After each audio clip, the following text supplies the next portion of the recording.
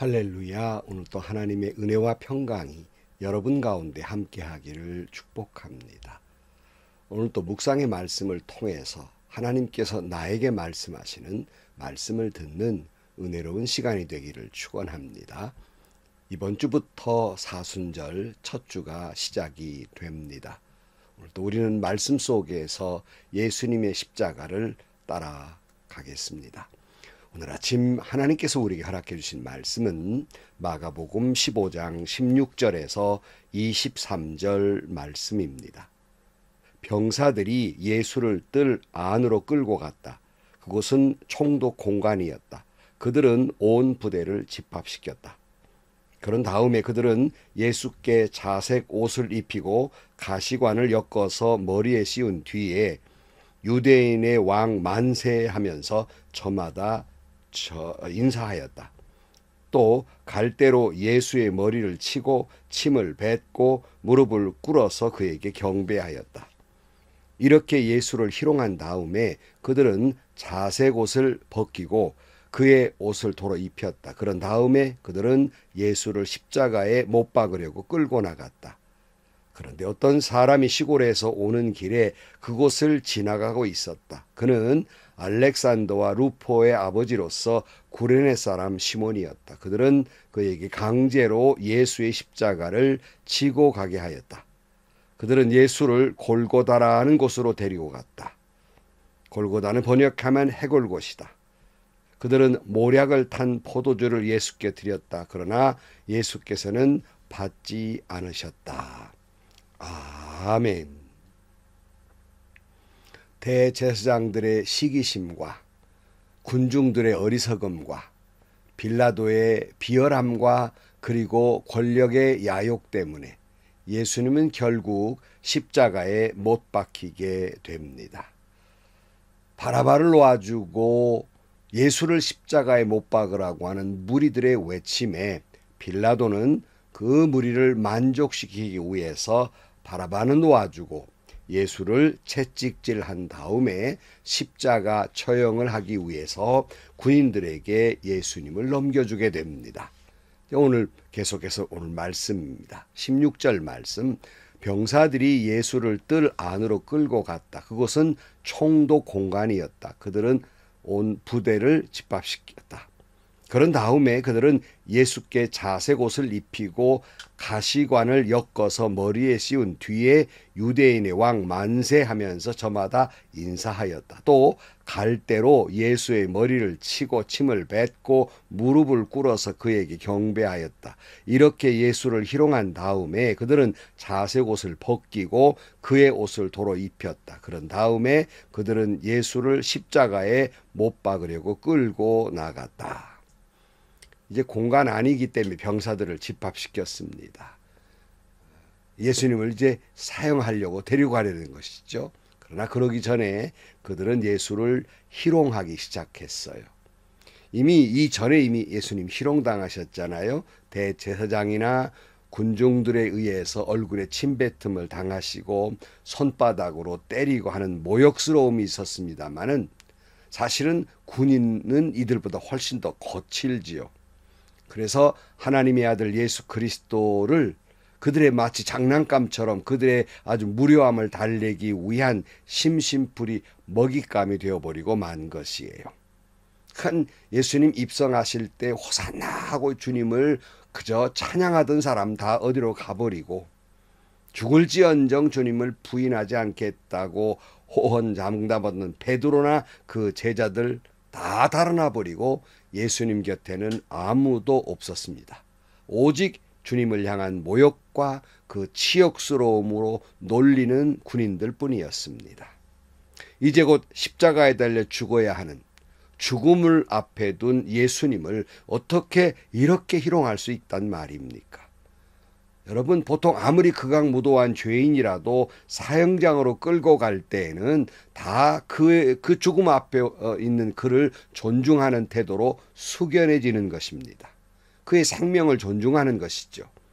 그런데 군인들은 참으로 비정하고 야비하고 포악스럽기가 그지 없었습니다.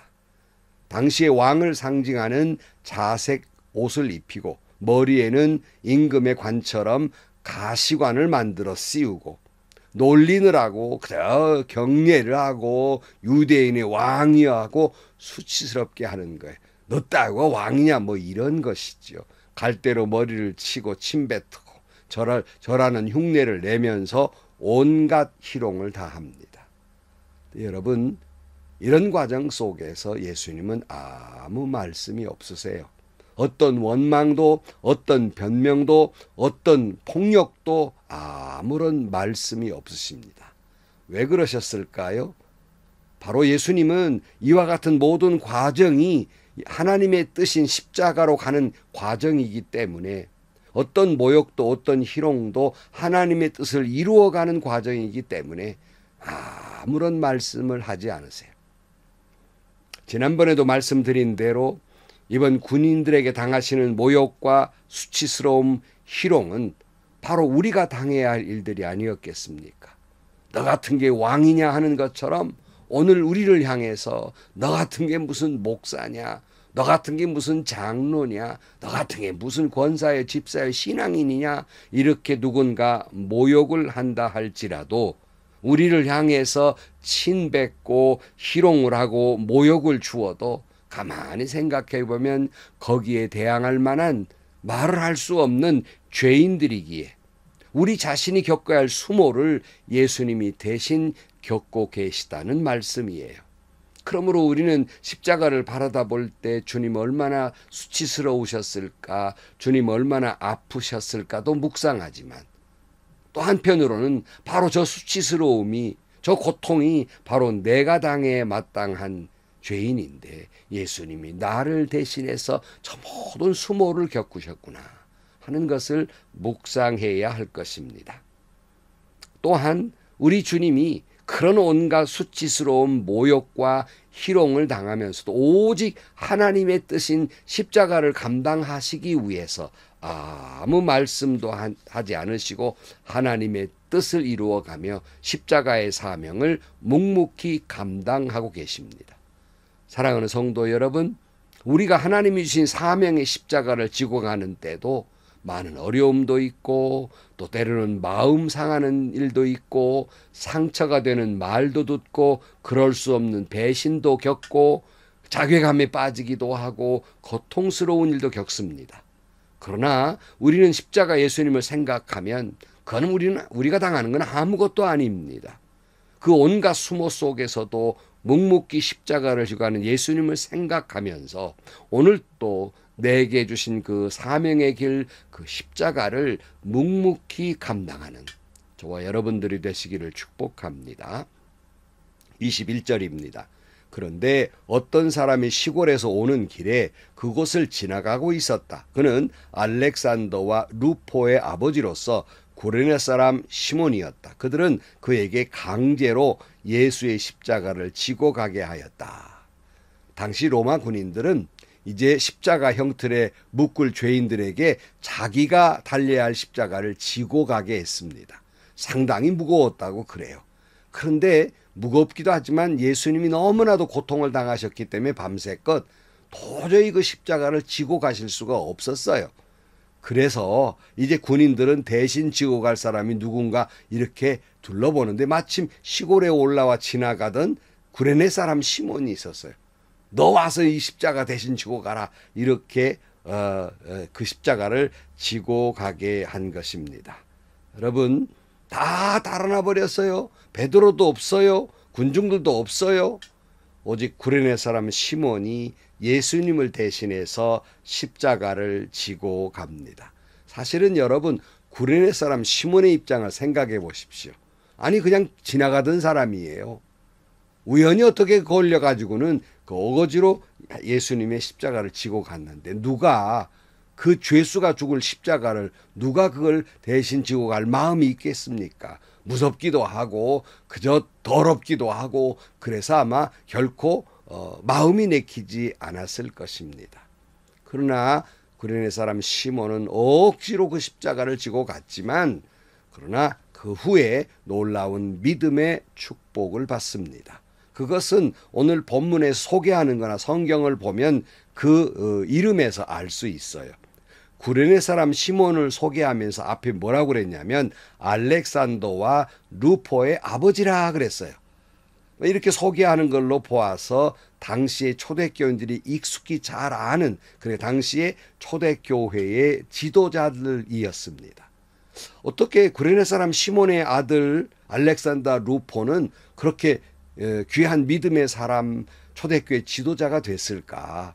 당연한 일이죠. 우리가 상상해 볼 수 있는 일입니다. 어거지로 십자가를 지고 갔지만 그는 그런 가운데 예수님을 만나게 됐고 주님을 믿게 됐고 귀한 신앙을 갖게 되었던 거예요. 그 신앙은 그 자녀들에게 이어지고 그리고 그 축복도 이어지게 됩니다.